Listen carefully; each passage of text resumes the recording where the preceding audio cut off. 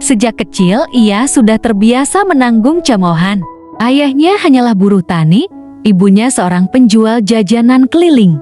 Kehidupan mereka pas-pasan, bahkan seringkali tidak cukup untuk makan 3 kali sehari. Namun di balik kesederhanaannya, Ulia memiliki hati yang lembut, rajin, dan tekad yang keras untuk mengubah nasib keluarganya. Sayangnya, desa tempat ia tinggal tidak pernah benar-benar memberinya kesempatan untuk berkembang. Sejak remaja, Ulia kerap menjadi bahan gunjingan.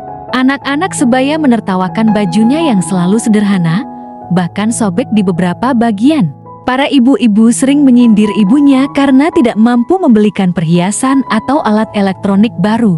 Setiap kali Ulia lewat di jalan desa, bisik-bisik penuh ejekan selalu mengikuti langkahnya. Lihat tuh, anak si Sumarni, bajunya cuma itu-itu aja. Kasihan ya, bisik seorang wanita kepada temannya. Ah, kasihan apa? Nanti paling jati beban juga, nggak akan bisa ngangkat derajat keluarganya, sahut yang lain dengan tawa meremehkan. Ulia pura-pura tidak mendengar, meski hatinya terasa ditusuk ratusan pisau. Ia hanya menunduk, melangkah cepat menuju rumah, lalu menangis diam-diam di kamarnya. Hinaan itu bukan hanya sekali 2 kali, tapi sudah menjadi makanan sehari-hari. Ketika usianya menginjak 18, Ulia membuat keputusan besar. Ia ingin pergi merantau, bekerja sebagai tenaga kerja wanita di luar negeri. Keputusan itu justru memperburuk perlakuan warga desa terhadapnya. Bukannya mendukung, mereka malah semakin ganas mencibir. Kerja karap, paling jeti babu, ujar seorang tetangga sambil tertawa sinis. Kalau bukan babu, ya jeti perempuan nakal di negeri orang. Itu kan kerjaan perempuan desa yang gak lulus sekolah, timpal yang lain. Awas saja, nanti pulang bawa aib. Kata-kata itu menusuk telinga ibunya, yang hanya bisa menangis di rumah. Namun Ulia mencoba menguatkan hatinya. Malam sebelum berangkat, ia menatap wajah ayah dan ibunya yang penuh rasa cemas. Bu, Pak, jangan dengarkan mereka. Aku akan bekerja sungguh-sungguh. Aku nggak akan bikin malu keluarga. Aku janji, suatu hari aku akan pulang, dan kita nggak akan lagi dihina seperti ini. Ucap Ulia dengan mata berkaca-kaca. Ayahnya mengangguk pelan, meski sorot matanya menyimpan keraguan. Hati-hati, nak, dunia di luar sana keras. Jangan mudah percaya orang. Bapak nggak bisa kasih apa-apa, cuma doa. Ulia mengangguk, lalu memeluk orang tuanya erat-erat. Malam itu, ia menangis dalam diam, merasakan perih yang membakar semangat di dadanya. Hinaan warga desa, cibiran yang terus menempel, dan fitnah keji bahwa ia akan pulang membawa aib, semua itu berubah menjadi api yang menyala dalam hatinya. Keesokan harinya, saat ia berangkat ke kota untuk kemudian terbang ke negeri asing, warga desa berkumpul hanya untuk menyaksikan dengan mata penuh sinis. Ada yang berbisik, ada yang tertawa, bahkan ada yang meludah ke tanah ketika melihat langkah Ulia melewati jalan desa. Percuma aja, orang kayak dia nggak akan bisa sukses. Paling pulang nanti dengan cerita memalukan, ujar seorang pria tua sambil menggelang. Ulia menunduk, tapi dalam hatinya ia berbisik pada dirinya sendiri. Tunggu saja, aku akan buktikan. Suatu hari, kalian yang akan menunduk malu. Dengan hati yang penuh luka tapi juga tekad yang membara, Ulia meninggalkan desanya. Ia tahu perjalanan di negeri orang tidak akan mudah, tapi ia tidak lagi punya pilihan selain berjuang. Langkah Ulia menapaki tanah asing terasa berat sekaligus menakutkan. Pesawat yang membawanya ke negeri Arab berhenti di bandara yang penuh hiruk-pikuk, dengan bahasa asing yang nyaris tak ia mengerti. Hatinya berdegup kencang. Semua terasa asing, dari wajah orang-orang, pakaian, hingga suara lantang yang terdengar di sekelilingnya. Di kepalanya hanya ada doa. Semoga perjalanan ini bukan sebuah kesalahan. Hari pertama bekerja di rumah majikan, Ulia sudah merasakan kerasnya dunia. Nyonya rumah itu galak, suaranya melengking setiap kali memberi perintah. Ia harus bangun sebelum fajar menyingsing, menyiapkan makanan, membersihkan rumah yang megah, menjaga anak-anak majikan, lalu masih disuruh mencuci pakaian sampai larut malam. Tangannya melepuh karena deterjen. Kulitnya pecah-pecah karena ari yang dingin. Tak jarang ia dimaki ketika pekerjaan dianggap kurang bersih. "Yalah, cepat, tidak bisa kamu kerja cepat?" bentak nyonya majikannya dalam bahasa yang terbata-bata bisa ia fahami. Ulia hanya menunduk, menahan air mata. Kalau ia melawan, bisa saja ia dipulangkan dengan tangan kosong. Malam-malam panjang ia habiskan di kamar sempit tanpa jendela. Kadang perutnya keroncongan karena hanya diberi sisa makanan. Kadang ia menangis tanpa suara, menatap foto orang tuanya yang ia selipkan di bawah bantal. "Bertahanlah, Ulia. Demi bapak dan ibu, demi harga dirimu sendiri," bisiknya pada diri sendiri. Bulan demi bulan berganti. Ulia tetap bertahan. Hinaan yang dulu ia terima di desa, kini seolah bergema kembali setiap kali ia ingin menyerah. Justru hinaan itulah yang menguatkan langkahnya. Ia menabung sedikit demi sedikit dari gajinya, menyisihkan meski hanya beberapa dirham setiap bulan. Hingga suatu hari, keberuntungan kecil menghampiri. Ulia dipercaya untuk membantu di dapur restoran milik kerabat majikannya. Di sana, ia mulai belajar banyak hal. Cara memasak makanan khas Arab, cara melayani pembeli, bahkan cara menghitung uang dengan teliti. Meski hanya sebagai pekerja tambahan, Ulia menyerap semua ilmu dengan penuh semangat. Pemilik restoran itu diam-diam kagum pada ketekunannya. "Kamu ini berbeda. Tidak semua pembantu mau belajar seperti kamu," katanya suatu malam ketika restoran sudah tutup. Ulia hanya tersenyum kecil, matanya berkaca-kaca. "Saya ingin mengubah hidup saya, Tuan. Saya tidak mau pulang ke kampung dengan tangan kosong." Dari situ, pintu kecil terbuka. Setelah bertahun-tahun, ia berani mengambil langkah keluar dari majikan pertamanya, lalu mencoba bekerja tetap di restoran itu. Awalnya sulit, karena izin dan administrasi yang rumit, tapi ia sabar. Lambat laun, ia naik posisi dari tukang bersih-bersih menjadi asisten dapur, lalu dipercaya menangani pesanan. Ulia bekerja hampir tanpa lelah. Siang jati pekerja restoran, malam ia membuat makanan kecil yang dijual ke tetangga kontrakannya. Roti buatan tangannya mulai dikenal, sampai akhirnya ada yang menawari untuk menitipkan di toko kecil. Dari situ, Ulia belajar berdagang dengan caranya sendiri. Di balik semua itu, ia tidak pernah melupakan hinaan masa lalu. Setiap kali tangannya lelah, setiap kali tubuhnya ingin menyerah, ia selalu teringat wajah orang-orang di desanya yang menatapnya dengan penuh ejekan.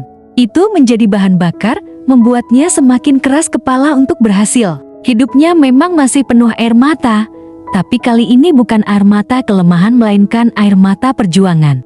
Dari seorang pembantu rumah tangga yang sering dimaki, Ulia perlahan menapaki jalan baru, jalan yang akan membawanya menuju kehidupan yang tidak pernah ia bayangkan sebelumnya. Hari-hari Ulia semakin sibuk. Restoran tempatnya bekerja makin ramai, dan ia sering dipercaya menangani pelanggan penting.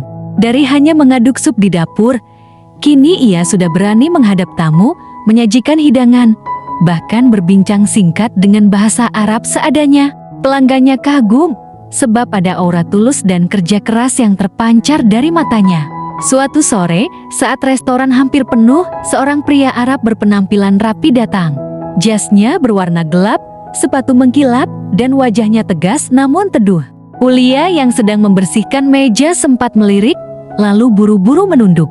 Pria itu tidak hanya terlihat berwibawa, tapi juga seolah membawa suasana berbeda ke dalam ruangan. Pria itu memesan dengan suara tenang, lalu memperhatikan Ulia yang sibuk melayani. Tatapannya seakan menyelidik, bukan dengan maksud merendahkan, melainkan penuh rasa ingin tahu. Setelah makanan diantar, ia berkata, "Kamu bukan orang sini, kan?" Ulia tersentak, lalu menjawab pelan dengan bahasa Arab terbata, "Tidak, Tuan, saya dari Indonesia." Pria itu tersenyum tipis, "Tapi caramu melayani dan bekerja berbeda. Kamu tidak terlihat seperti pekerja biasa." Ulia hanya menunduk, hatinya berdebar. Ia tidak tahu harus menjawab apa. Namun semenjak hari itu, pria itu sering datang kembali. Kadang hanya memesan teh, kadang makan besar bersama rekan bisnisnya. Dan setiap kali datang, ia selalu mencari Ulia. Lama-kelamaan, mereka mulai berbincang. Pria itu bernama Faris, seorang pengusaha muda yang bergerak di bidang perdagangan rempah. Ulia terkejut karena ia mendengar nama itu sering disebut orang sebagai pengusaha sukses. Namun sikapnya sederhana, tidak sombong. Justru ia banyak bertanya tentang kehidupan Ulia. "Apa yang membuatmu bertahan di sini? Banyak orang menyerah?" tanya Faris suatu malam ketika restoran sepi. Ulia menatap kosong ke arah cangkir teh. "Aku pernah dihina, dicaci, difitnah di desaku sendiri. Mereka bilang aku akan pulang membawa aib. Aku tidak ingin kata-kata itu menjadi kenyataan. Aku harus membuktikan bahwa aku bisa berdiri dengan harga diriku sendiri." Faris terdiam, menatap dalam ke arah Ulia. Ada sesuatu yang membuatnya kagum, kekuatan hati yang jarang ia temui. Dari pertemuan demi pertemuan, kekaguman itu berubah menjadi perhatian. Ia mulai menawarkan bantuan kecil, seperti mengenalkan Ulia pada orang-orang yang bisa jadi pemasok bahan makanan untuk usaha rotinya. Awalnya Ulia ragu menerima, takut dianggap hanya menumpang nama besar. Namun Faris berkata, "Aku tidak memberimu ikan. Aku hanya memberimu kail. Sisanya, kamu yang menentukan." Perlahan, hubungan mereka tumbuh. Dari sekadar pelanggan dan pelayan, menjadi teman yang saling berbagi cerita. Faris sering bercerita tentang perusahaannya, tentang keluarganya yang cukup terpandang, dan tentang mimpinya membangun usaha yang juga bermanfaat bagi orang lain. Ulia pun bercerita tentang luka masa lalunya, tentang orang tuanya yang sederhana, dan tentang impiannya membuka usaha sendiri. Semakin lama, mereka semakin dekat. Hingga suatu hari, Faris mengutarakan perasaannya dengan sederhana namun tegas. "Ulia, aku sudah melihat banyak orang dalam hidupku. Tapi keteguhanmu berbeda. Aku ingin kau menjadi pendampingku. Bukan hanya di rumah, tapi juga dalam perjuangan hidup." Ulia terdiam, air matanya jatuh tanpa bisa ia tahan. Ia teringat hinaan-hinaan di desanya, paling jati babu, atau perempuan nakal di negeri orang. Kini, seorang lelaki terhormat datang melamarnya dengan tulus. Pernikahan mereka berlangsung sederhana. Hanya dihadiri keluarga dekat Faris dan beberapa sahabat Ulia. Tak ada pesta mewah, tak ada hiasan berlebihan. Tapi di hati Ulia, itu adalah perayaan terbesar dalam hidupnya. Dari seorang TKW yang dulu hanya bisa menangis di kamar sempit, kini ia menjadi istri seorang pengusaha sukses, sekaligus ibu dari anak yang kelak lahir dengan wajah campuran Arab Indonesia. Sejak hari itu, hidup Ulia berubah total. Namun di hatinya, ia menyimpan satu niat. Suatu hari ia akan kembali ke desanya. Ia ingin menunjukkan, tanpa kata-kata, bahwa semua hinaan yang pernah mereka lemparkan telah menjadi bahan bakar yang membawanya sampai ke titik ini. Bertahun-tahun berlalu sejak pernikahan itu. Ulia kini hidup tentram bersama Faris dan putra kecil mereka. Kehidupannya di Arab tidak lagi sesempit dulu. Ia memiliki usaha sendiri, rumah yang layak, serta dihormati banyak orang. Namun di balik semua kebahagiaan itu, ada satu hal yang terus mengusik hatinya, kampung halaman. "Faris," ujar Ulia suatu malam sambil menidurkan anak mereka, "aku ingin pulang. Meski hanya sebentar. Aku ingin melihat orang tuaku, ingin menunjukkan anak kita pada mereka." Faris menatap istrinya dengan penuh pengertian. "Kalau itu yang kau mau, kita akan pergi bersama-sama." Hari itu pun tiba. Ulia pulang ke desanya setelah bertahun-tahun. Tapi ia memilih sederhana. Tidak ada perhiasan emas, tidak ada pakaian mewah. Ia hanya mengenakan gamis longgar berwarna polos, kerudung sederhana, dan sandal biasa. Ia ingin pulang sebagai dirinya, bukan sebagai istri seorang pengusaha Arab. Begitu kakinya menginjak tanah desa, perasaan haru menyeruak. Jalan setapak yang dulu penuh debu kini sedikit lebih baik. Rumah-rumah tetangga masih berdiri dengan tampilan yang sama. Ulia melangkah dengan hati bergetar, berharap ada sambutan hangat, atau setidaknya wajah ramah yang merindukannya. Namun kenyataan berbeda. Saat ia melewati jalan, bisik-bisik kembali terdengar. "Itu Ulia, kan? Yang dulu katanya kerja jati babu di Arab. Ya ampun, penampilannya masih aja begitu. Katanya kerja di luar negeri. tapi kok masih kelihatan miskin. Mungkin gagal, makanya balik lagi. Hahaha, Ulia menunduk, bibirnya bergetar. Ternyata waktu tidak menghapus kebencian dan cemoohan itu. Mereka masih sama seperti dulu. Bahkan ada yang berani menatapnya langsung dengan sinis. Saat ia sampai di depan rumah orang tuanya, tangis pecah. Ibunya berlari memeluknya, ayahnya yang sudah renta menitikan air mata. "Nak, akhirnya kau pulang." Suara ibunya serak. Namun bahkan di momen haru itu, masih ada tetangga yang berkomentar pedas. "Kasihan ya, jauh-jauh kerja ke luar negeri, pulang tetap begini. Bajunya sederhana sekali." Betul, kalau memang sukses, mestinya pulang bawa mobil, emas, dan pakaian bagus. Ini mah sama saja. Ulia hanya diam. Ia sudah terlalu sering mendengar kata-kata seperti itu. Kali ini ia memilih untuk tidak membalas. Ia tahu, sebentar lagi kebenaran akan berbicara tanpa perlu ia jelaskan. Beberapa warga mulai berkerumun di depan rumah orang tuanya. Sebagian menatap dengan tatapan meremehkan, sebagian lagi pura-pura peduli. Ulia tetap tenang, meski hatinya perih. Ia sadar, banyak orang lebih mudah menilai dari luarnya saja. Hingga tiba-tiba terdengar suara kecil memecah kerumunan. "Mama ah!" Seorang anak laki-laki berlari dari arah mobil yang terparkir agak jauh. Wajahnya tampan, kulitnya putih bersih, matanya besar khas Arab. Semua orang terdiam. Pandangan mereka mengikuti langkah kecil anak itu yang berlari memeluk pinggang Ulia. "Mama, aku lapar," katanya manja dalam bahasa campuran Arab dan Indonesia. Suasana hening. Bisik-bisik berhenti seketika. Warga desa menatap dengan mata terbelalak, mulut terbuka tak percaya. Seorang anak kecil berwajah Arab memanggil Ulia dengan panggilan mama. Dan sebelum mereka sempat bertanya, seorang pria tinggi berwibawa berjalan menyusul.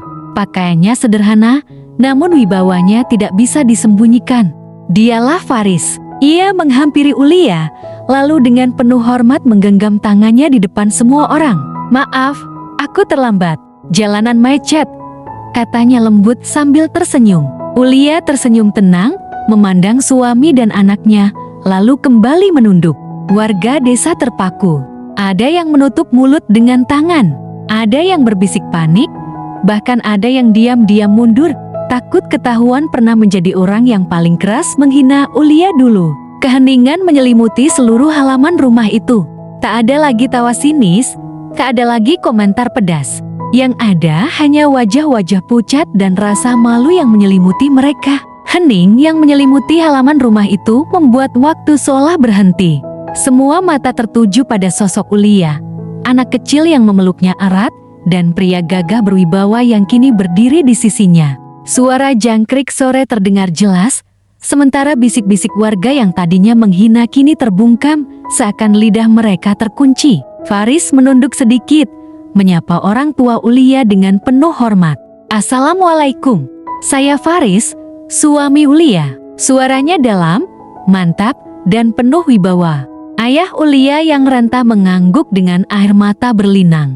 Sementara ibunya tak henti-hentinya menutup wajah dengan kain, menahan haru. Beberapa warga yang tadinya berdiri di depan rumah menelan ludah keras-keras.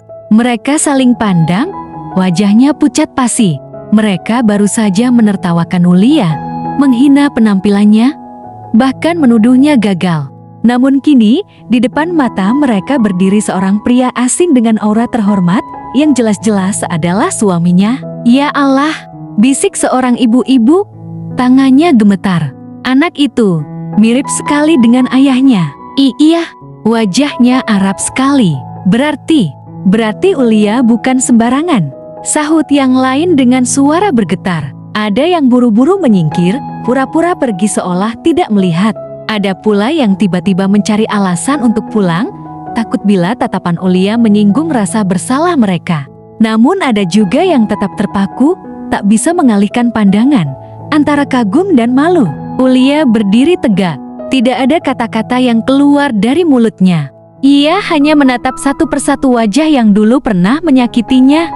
Tatapannya tenang, namun di balik itu ada kekuatan besar yang membuat hati mereka ciut. Anak kecil itu kembali bersuara, "Mama, Ayah, aku mau makan roti buatan Mama." Faris tertawa kecil, lalu menepuk kepala putranya. Tentu, sayang. Mamamu pandai sekali membuat roti. Ulia tersenyum, memeluk anaknya lebih erat. Pemandangan itu bagai tamparan keras bagi warga desa. Mereka yang dulu menuduh Ulia akan pulang membawa aib, kini melihatnya pulang dengan suami terhormat dan anak yang tampan. Semua fitnah, semua caci maki, seketika runtuh tak bersisa. Suara seorang lelaki tua tiba-tiba terdengar, bergetar menembus keheningan. Ulia, maafkan kami, maafkan aku. Dulu aku yang paling sering menghina keluargamu. Aku tidak tahu kau akan jatuh seperti ini. Namun Ulia tidak menjawab. Ia hanya tersenyum tipis, lalu mengalihkan pandangan pada ayah dan ibunya. Ia meraih tangan kedua orang tuanya, menciumnya dengan penuh bakti. Aku pulang untuk bapak dan ibu, bukan untuk mereka, katanya pelan, tapi cukup jelas untuk didengar oleh semua orang. Warga desa yang mendengarnya menunduk dalam-dalam. Ada yang mulai menitikan air mata, ada pula yang menutup wajah dengan kain karena malu luar biasa. Mereka ingin menghilang, ingin kabur, karena tidak sanggup menanggung rasa bersalah yang tiba-tiba menghantam begitu keras. Ulia tidak perlu menjelaskan apapun. Kehadiran anaknya, genggaman tangan suaminya, dan ketenangannya sudah cukup menjadi jawaban yang lebih lantang daripada 1000 kata. Senja turun perlahan, mewarnai langit desa dengan cahaya keemasan. Namun di halaman rumah orang tua Ulia, yang terasa hanyalah keheningan mencekam. Warga desa yang tadi berkerumun kini hanya berdiri kaku, menunduk. Sebagian bahkan sudah mundur selangkah demi selangkah, ingin menghilang dari pandangan. Seorang ibu yang dulu paling sering mengejek Ulia berusaha tersenyum kaku. Ulia, kami hanya bercanda dulu. Jangan dimasukkan ke hati, ya. Suaranya lirih, penuh rasa takut. Namun matanya tidak berani menatap langsung. Ulia tidak menjawab. Ia hanya mengusap kepala anaknya yang duduk di pangkuannya, lalu sesekali melirik Faris yang duduk tenang di sampingnya. Keanggunan mereka tanpa banyak kata justru membuat warga semakin terpojok. Ayah Ulia yang sudah renta akhirnya bersuara. Dulu, kalian semua menertawakan anakku, menyebutnya tidak akan jati apa-apa. Bahkan kalian fitnah dia akan pulang membawa aib. Hari ini, Allah tunjukkan siapa yang benar-benar hina. Kata-kata itu menghantam keras hati mereka. Beberapa menunduk dalam-dalam, menyesali ucapannya di masa lalu. Ada yang menggigit bibir hingga berdarah. Ada yang menahan tangis karena malu. Seorang lelaki yang dulu sering meludah ke tanah setiap kali Ulia lewat, kini tidak sanggup berdiri lebih lama. Ia berbalik cepat, lalu berjalan tergesa. Wajahnya memerah menahan malu. Beberapa orang lain mengikuti, pergi dengan kepala tertunduk. Tak berani lagi menatap keluarga Ulia. Hanya tersisa suara jangkrik dan angin sore yang menyapu dedaunan. Ulia menatap kosong ke arah mereka yang mundur satu persatu. Tidak ada rasa puas, tidak ada dendam yang meledak. Yang ada hanya ketenangan. Di dalam hati, ia berbisik, terima kasih. Karena hinaan kalian, aku belajar menjadi kuat.